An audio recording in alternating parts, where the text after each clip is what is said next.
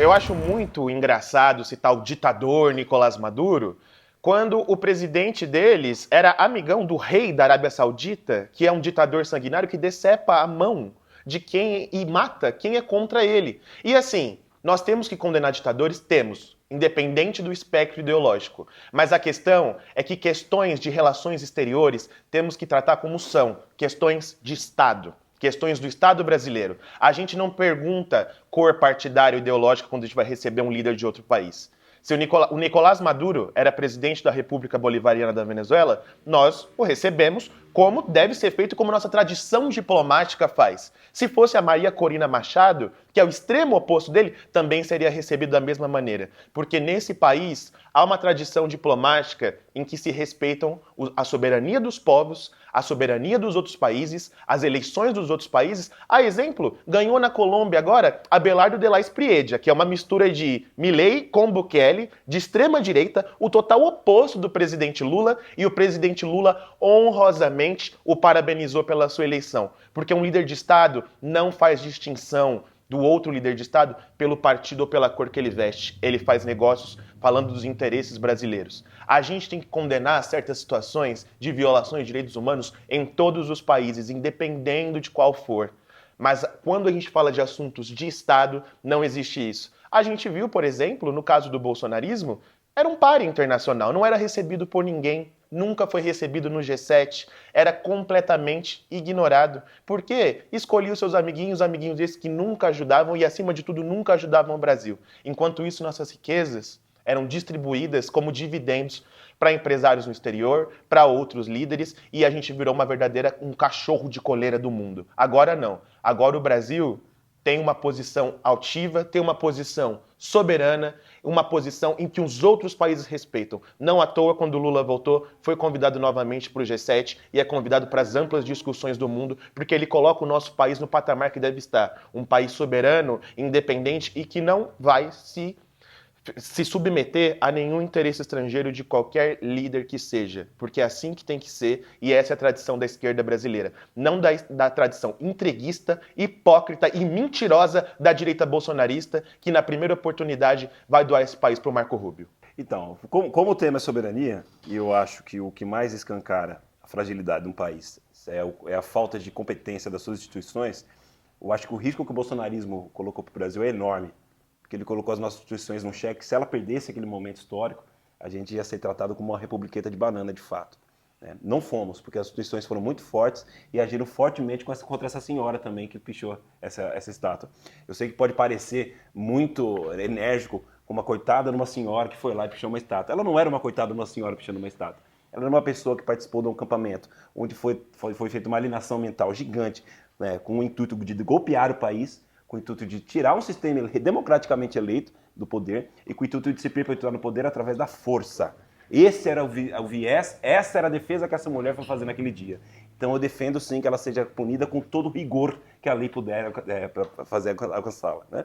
Eu acho também que a gente humilha o país quando a gente tem pessoas do alto escalão, né, do grupo político que pertence ao bolsonarismo, que tem condição de fugir com passaporte falso, que tem posição de clonar passaporte, que tem condição de esconder documento, fugir para os Estados Unidos da América, o lugar que eles dizem que é o berço da justiça, que é o berço dos heróis, que é o melhor lugar do mundo, eles irem se esconder lá, levar os seus crimes para lá, esconder suas joias lá, lavar dinheiro lá. Eu acho que isso é um absurdo, entende? Então, quando a gente pega essas pessoas sendo pegas com o fato, né, com o produto do crime nas mãos, A boca na botija. fugindo para o exterior, tentando tirar do povo brasileiro a dignidade de se representar, é humilhante. É humilhante também para o nosso exército, que diz que é o exército de Caxias, super orgulhoso.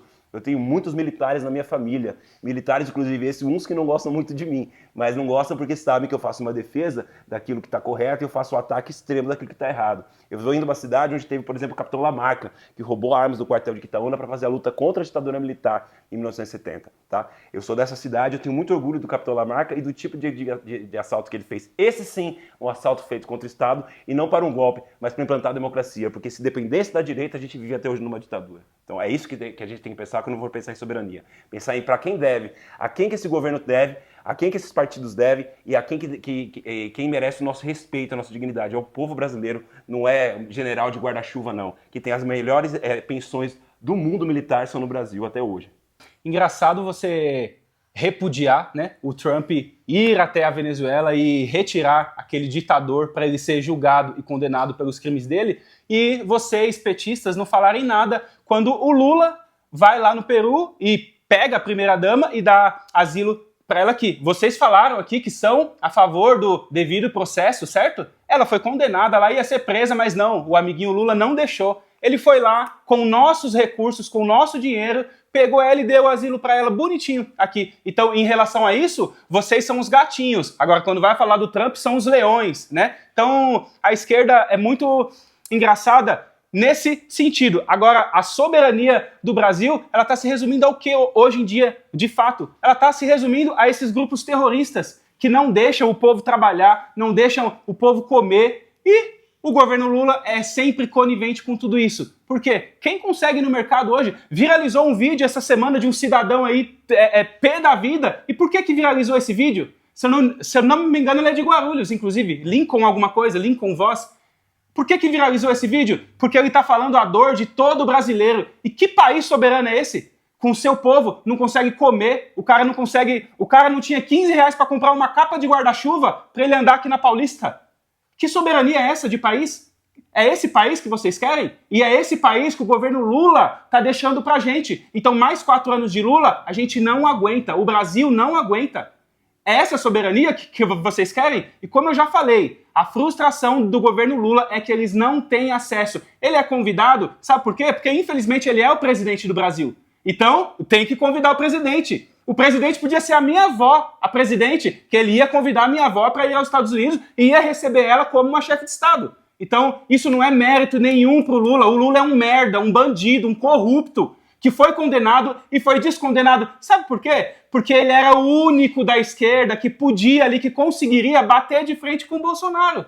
Que mesmo assim foi toda uma eleição enviesada. Não vou falar das maquininhas aqui, em respeito ao canal, mas foi uma eleição toda enviesada para o Lula ganhar. E isso é um fato. É só as pessoas analisarem todo o processo eleitoral. Mas se Deus quiser, esse ano vai ser diferente. E esse é o grande medo do Lula, né? Esse é o grande medo do Lula.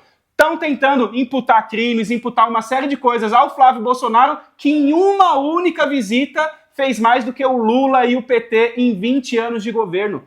E foi isso que o Trump agradeceu. O Trump agradeceu esse apoio do Flávio Bolsonaro para os Estados Unidos classificarem essas organizações terroristas do que elas são terroristas. Na minha opinião, o que afeta a soberania aqui no nosso país é quando a esposa do comandante do Comando Vermelho do Estado do Amazonas visita o Ministério da Justiça com hospedagem paga, com diárias pagas, com alimentação puxada pelo governo federal, no caso pelo governo Lula. Isso sim é uma afronta à soberania brasileira. Quando uma das piores e maiores organizações do mundo que financiam o terrorismo em todo o país, através da morte de um cidadão de bem, até o financiamento de campanhas político-partidárias dentro do PT, como ocorre agora, que foi descoberto, né, dentro do PT da Bahia, isso sim afeta a soberania. O que afeta a soberania do nosso país também é a partir do momento que um vereador do PT daqui da cidade de São Paulo, onde nós estamos gravando este debate, foi pego lavando dinheiro para o PCC. E não houve nenhuma indignação por parte do presidente Lula, não houve nenhuma manifestação de nenhum outro vereador do PT, por exemplo, nenhum colega dele, repudiou, defendeu a prisão publicamente, ou mesmo a investigação dentro da Câmara daqui de São Paulo, para poder apurar esse tipo de conduta aparentemente ilícita dele. O que afeta a soberania também é quando esta mesma dama do tráfico, conhecida dama do tráfico, apareceu numa foto ao lado do atual ministro do governo Lula, Guilherme Boulos, que era deputado federal, inclusive eleito aqui por São Paulo. Ela apareceu numa foto dentro do Ministério da Justiça. O que ela foi fazer no Ministério da Justiça, vocês sabem? Talvez não saibam, mas eu sei. Saiu amplamente nos jornais Folha de São Paulo, Jornal o Globo, deixando muito claro que ela foi lá defender uma ONG na qual ela é presidente para a defesa de direitos humanos de presidiários. Ora, cacete de direitos humanos para presidiário não tem que ter. Direitos humanos têm que existir para a vítima, para o pai de família que acorda cedo, para você que todos os dias sai de casa para ir trabalhar e corre o risco de ser assaltado, de tomar uma bala no meio da cabeça para roubarem teu celular, porque é isso que o presidente da República atual defende. Que para roubar o celular, o cara faz isso para comprar uma cervejinha, para comprar picanha tão prometida por esse mesmo vagabundo. O que afeta a soberania também é quando mais de 80% dos presidiários, inclusive grande parte deles, faccionados ao PCC e ao CV, dão vitória ao Lula, como ocorreu em 2022.